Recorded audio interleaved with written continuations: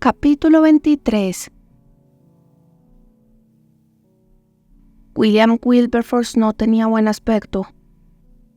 Eso fue lo primero que pensó Nicholas cuando entró en su despacho, en el área de la Cámara de los Comunes. A sus 65 años había perdido parte de la energía que tanto le había caracterizado en los últimos 30 años, cuando se había convertido en el adalid del abolicionismo. Ahora, con el cabello prácticamente blanco y la espalda encorvada, aún parecía más menudo que su escaso 1,60 m de altura. Observó la figura enjunta del político y sonrió al comprobar que sus costumbres no habían variado en exceso. Continuaba llevando los bolsillos abultados, con toda probabilidad con libros, papeles y recado de escribir.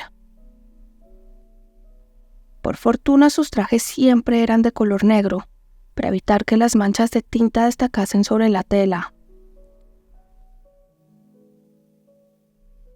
Aunque Wilberforce y los suyos habían obtenido una gran victoria con la abolición de la trata de esclavos en 1807, la cuestión aún continuaba sobre la mesa. Habían creído, erróneamente, que el fin del comercio llevaría aparejado indefectiblemente el fin de la esclavitud, pero casi 20 años después, la situación seguía siendo la misma. La trata, ahora, se llevaba a cabo de manera solapada, y barcos de varias nacionalidades continuaban surcando los mares con sus cargas humanas en las bodegas, con destino a las plantaciones de azúcar, cacao o café de las colonias españolas o portuguesas.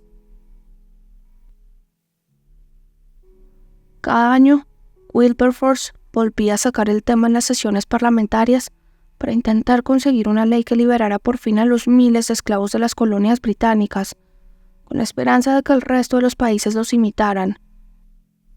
Y cada año su proyecto se quedaba en nada. Aún había demasiados intereses ligados a las plantaciones de Jamaica, Bahamas o Barbados, entre otras islas del Mar Caribe.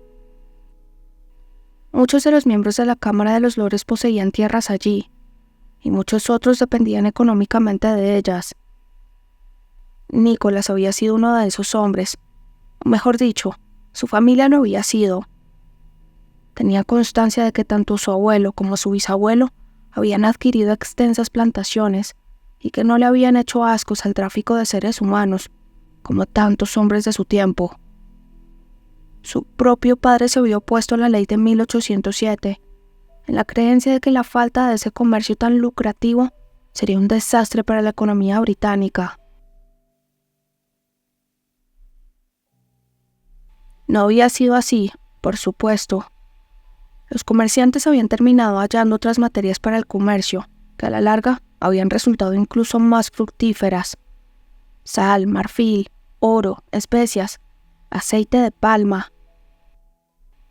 Cuando Nicholas heredó el título, descubrió que aún era poseedor de esas plantaciones, pero no fue hasta que escuchó uno de los discursos de Wilberforce cuando se dio cuenta de lo que suponía realmente la esclavitud. Había acudido a la Cámara de los Comunes por más curiosidad que por otra cosa. La fama de orador de Wilberforce era legendaria, y él, como muchos otros, quedó subyugado a su voz clara y fuerte, y sobre todo, por el mensaje de sus palabras. Se entrevistó con él y habló con Thomas Clarkson, solo un año menor que Wilberforce, y uno de los primeros hombres que habían iniciado la lucha por la abolición. Los testimonios que habían logrado reunir durante los años le pusieron los pelos de punta, y aquella misma noche, con el peso de la sangre de tantos seres humanos en la conciencia, redactó un documento en el que los liberaba por completo y luego vendió las tierras. Desde entonces trabajaba discretamente con ambos para obtener más apoyos para la causa, aunque la tarea era harto complicada. «Estoy preparando mi discurso para el mes que viene», le dijo Wilberforce, después de indicarle que tomara asiento. «¿Hablará de los españoles?», preguntó Nicholas. España había firmado un acuerdo con Gran Bretaña unos años atrás en el que aceptaba abandonar también el tráfico de esclavos, pero habían prorrogado la fecha de la entrada en vigor de forma unilateral. Los barcos británicos encargados de vigilar ese tráfico no daban abasto para detenerlo. Estoy pensando en ello, sí. Si los españoles se vinieran a respetar ese documento, tal vez los portugueses acabarían también aceptándolo. Nicolás lo dudaba mucho, pero por algún sitio había que comenzar. Tal vez podría venir una de estas noches a cenar a casa, y podríamos charlar sobre ello. Siguió Wilberforce. Nicolás no supo cómo negarse. Todo el mundo conocía la extrema generosidad del político, que mantenía a sus criados independientemente de su edad o estado de salud. Viejos, cojos, sordos, incluso ciegos seguían a su servicio. Un pulular de personas que se movían con extrema lentitud, inundaban los pasillos y atendían a los invitados con tan poco tino que uno podía pasarse horas allí solo para tomar una taza de té. ¿Qué tal sigue Clarkson?, preguntó, deseoso de cambiar de tema. De nuevo recorriendo los caminos para concienciar a la población, contestó su compañero. Ya no tiene edad para esos menesteres, si me permite mencionarlo, ni vista tampoco. Seguro que era un trabajo excelente. Hace 30 años su labor fue crucial para elaborar nuestra estrategia. No solo obtuvo multitud de testimonios sobre cómo era en realidad el tráfico de esclavos, también consiguió movilizar a miles de personas en contra de la esclavitud, e incluso logró que se negaran a consumir azúcar. Nicolás conocía aquella historia. Wilberforce se la había contado en más de una ocasión, pero no pensaba interrumpirle. Aunque los caminos en la actualidad estarán sin duda en mejores condiciones, prosiguió, ya no es el joven de entonces. En fin, confiemos en que culmine con éxito su misión. Wilberforce hizo una pausa y se sirvió una taza de té, que a esas alturas estaría frío. Ofreció una taza a Nicolás, que la rechazó con un gesto.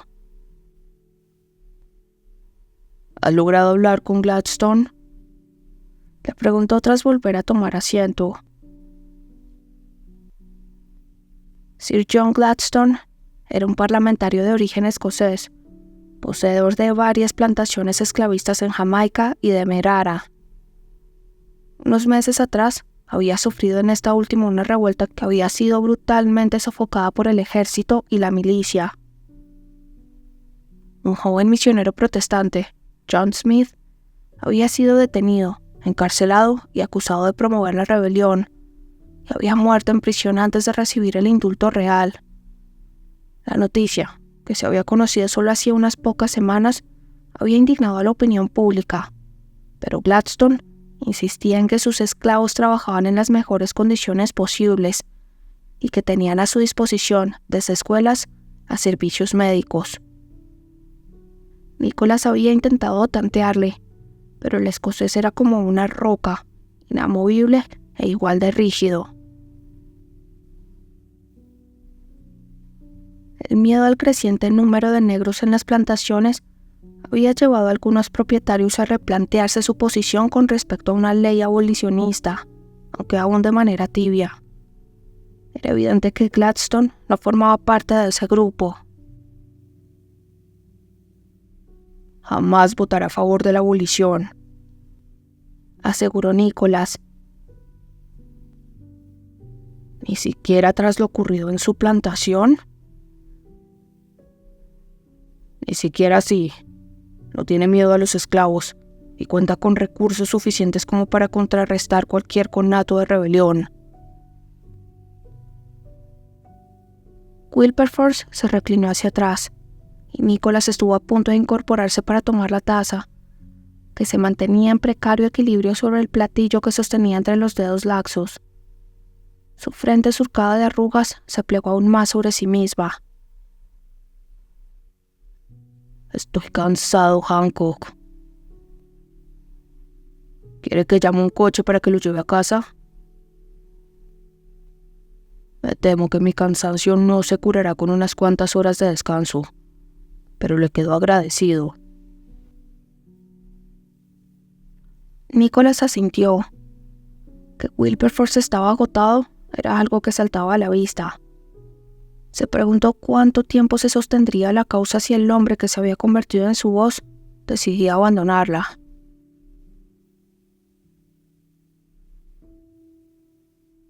¿No se aburre en Herefordshire?, preguntó Evelyn.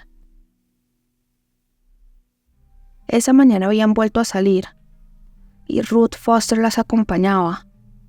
Las tres mujeres ocupaban una pequeña mesa de hierro forjado en uno de los muchos jardines de té que habían diseminados por todo Londres, donde las damas de la alta sociedad se dejaban ver y charlaban unas con otras. A Madeleine no le pareció una buena idea, pero la joven había insistido y había acabado accediendo. Habían charlado sobre el tiempo y sobre moda, temas insustanciales e inofensivos que no comprometían a ninguna de las dos. Madeleine le había preguntado por su hijo Henry, de solo unos meses de edad, y la había visto iluminarse al hablar de él. A ella le habría encantado participar en aquella conversación y hablarle de sus niños, aunque sabía que no era apropiado. Luego se habían quedado calladas unos instantes y entonces le había hecho aquella pregunta tan directa y personal. «En realidad no», contestó.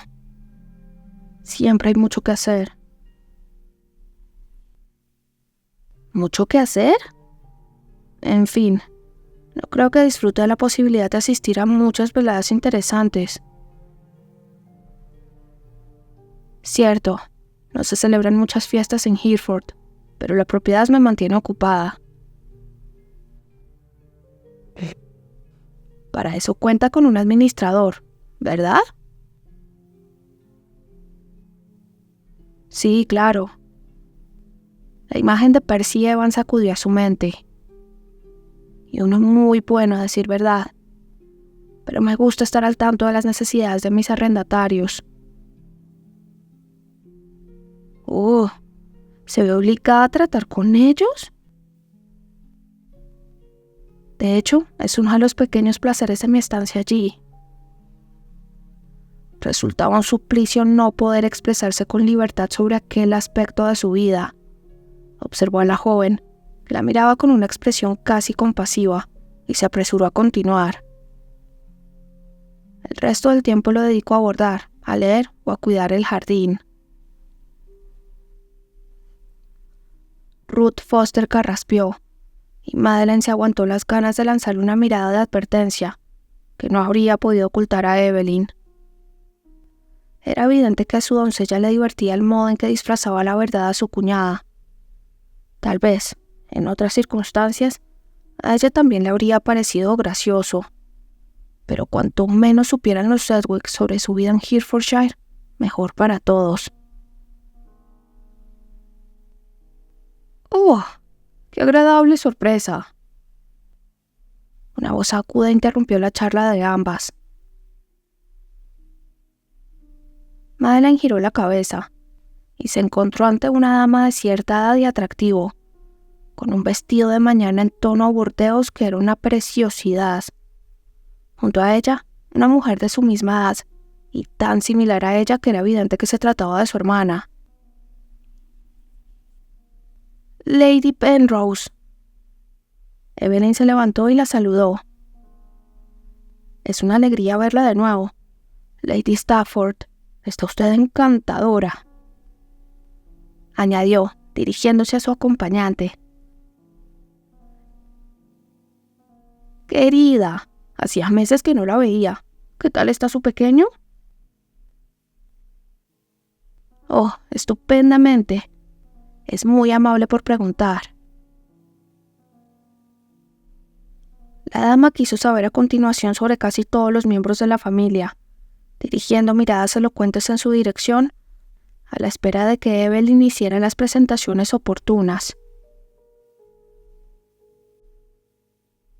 «Veo que disfruta de una excelente compañía», dijo al fin Lady Penrose, viendo que esa presentación no se producía. Madeleine sintió el azoramiento de Evelyn y se levantó también. La vio titubear sin saber muy bien cómo introducirla, así que se le adelantó. Madeleine Radford, una amiga de la familia. ¿Radford? La dama la miró inquisitiva. Me suena ese apellido. Es poco probable, contestó ella. No vengo a Londres con mucha frecuencia. Oh, querida, pues debería usted hacerlo. La dama le presentó a Lady Stafford, cuya voz tímida contrastaba con la estridencia de su hermana, y luego continuó parloteando. Era evidente que la presencia de Madeleine había despertado la curiosidad de la dama, y que Evelyn no sabía cómo lidiar con sus preguntas capciosas. «Le ruego nos disculpe, Lady Penrose», dijo Madeleine, tomando a Evelyn del brazo. «Se nos hace tarde y debemos marcharnos ya». «Oh, sí, por supuesto. También nosotras tenemos cosas que hacer», repuso la mujer, no muy satisfecha con la escasa información que había podido sonsacarles. «Tal vez coincidamos en otra ocasión». «Será un verdadero placer, milady». Madeleine inclinó ligeramente la cabeza y tiró un poco del brazo de su cuñada, que se puso en movimiento. Seguidas a poca distancia por Ruth, se alejaron del jardín del té. «Ha sido una mala idea venir aquí», susurró Evelyn. «Sí, yo también lo creo». «¿Por qué no ha usado su título?», inquirió y le lanzó una mirada de reojo. «Es la condesa de Sedgwick». A Nicholas no le habría gustado. «Probablemente no, pero no sé si mentir ha sido la solución más acertada. Madeleine Radford es mi nombre de soltera. En realidad, tampoco ha sido una mentira». Evelyn se mordió el labio inferior, como si valorara aquella nueva posibilidad, pero no añadió nada más. Madeleine sabía que Nicholas sería debidamente informado del suceso y temía su reacción. Hasta el momento se había mostrado sumisa y obediente, al menos todo lo que su temperamento le permitía. No deseaba traer de nuevo la enemistad de aquel hombre. Nicholas Hancock era la única persona en toda Inglaterra que podría impedirle regresar a casa, y no pensaba darle motivos para hacerlo.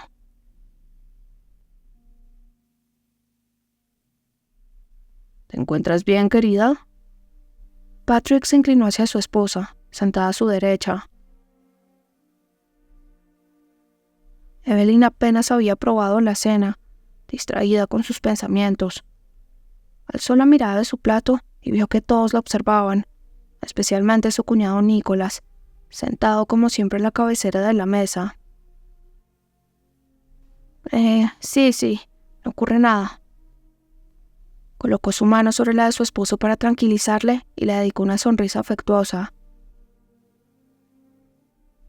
«¿Ha sucedido algo hoy que debamos saber?». Beatrice, sentada justo enfrente de ella, parecía saber siempre lo que pasaba por su cabeza. Evelyn le lanzó una mirada y luego volvió la vista de nuevo a Nicholas, que en ese instante bebía un sorbo de su copa de vino. Sus ojos, siempre tan expresivos, se entrecerraron un poco. «¿Evelyn?». «Nos encontramos con Lady Penrose y Lady Stafford», contestó al fin. Pero, ¿cómo? Los ojos de Beatrice se clavaron en ella. Fuimos a un jardín de té. ¿Pero a quién se le ocurre, criatura? Yo la convencí. La verdad es que ella no deseaba acompañarme, pero no me apetecía pasarme la mañana mirando libros viejos. La biblioteca británica es un lugar digno de ver, apuntó Patrick, y Evelyn le lanzó una mirada de reproche. Quizá deberías haber sido tú su acompañante entonces, querido. Yo solo... Trató de disculparse Patrick.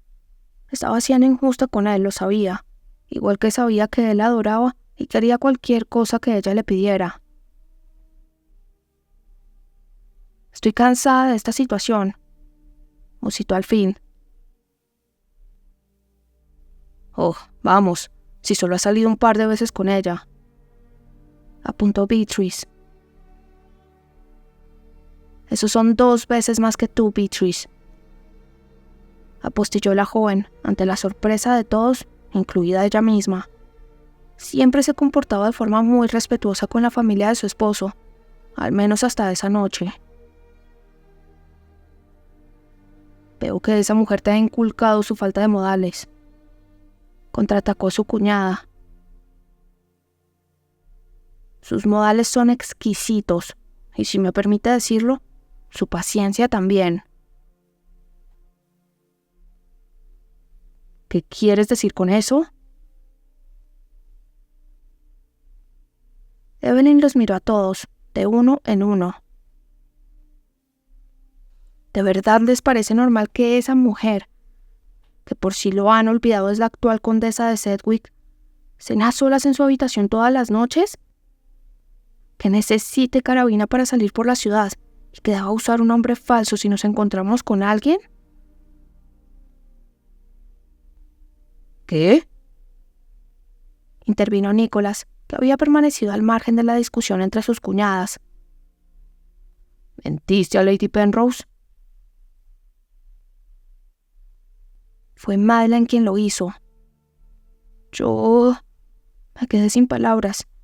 No sabía cómo presentarla sin contravenir tus deseos. Bueno, he de reconocer que se ha comportado de forma inteligente. Intervino Howard, quien siempre apoyaba a su esposa, aunque supiese que estaba equivocada. Oh, ¿de verdad? Preguntó Evelyn con cierto sarcasmo en la voz.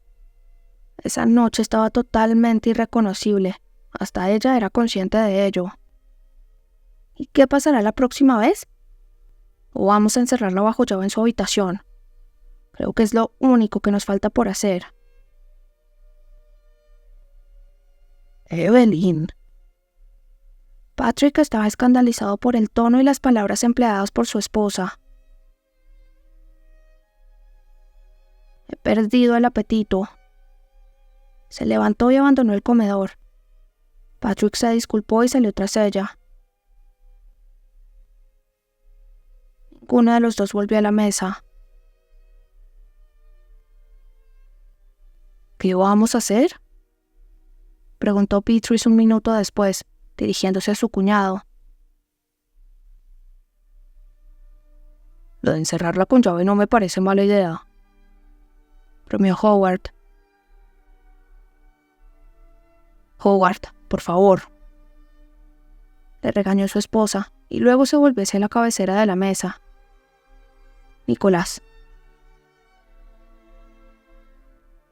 No lo sé, maldita sea, respondió este con un exabrupto. Se tomó unos minutos antes de proseguir.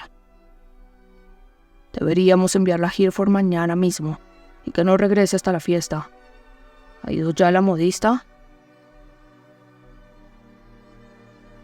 Se ha negado en redondo, le informó Beatrice. Asegura que dispondrá de un vestido adecuado para la ocasión. Confiemos en que así sea. No podemos mandarla de vuelta ahora. ¿No? ¿Y por qué no? Intervino Howard. Me parece la mejor opción. ¿Y si Lady Penrose la ha reconocido? ¿O Lady Stafford? Piensen en ello, respondió Beatrice. No hace tantos años desde que asistí a los mismos eventos que esas mujeres. ¿Entonces qué sugieres?, preguntó Nicholas, con una ceja alzada.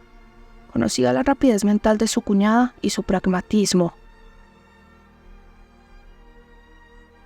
Tenemos que dar una fiesta, antes de que comiencen a circular los rumores sobre su presencia aquí.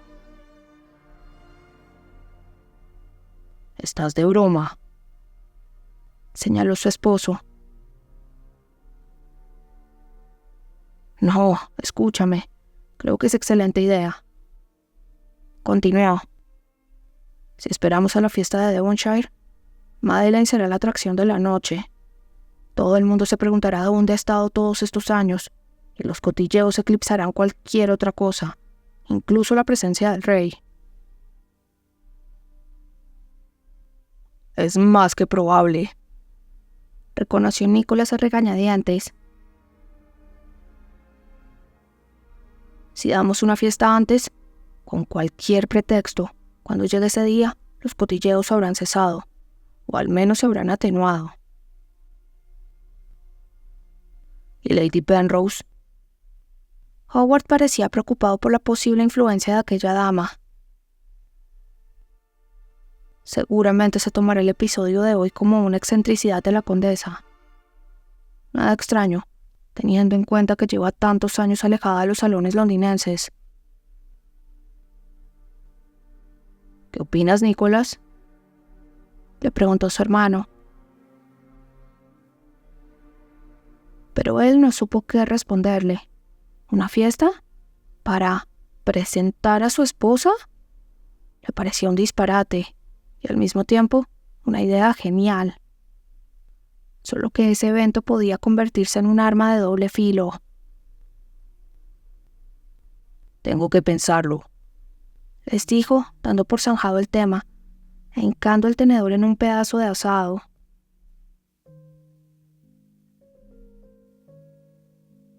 Ataviada con uno de los vestidos de Eve Foster, Madeline se veía preciosa.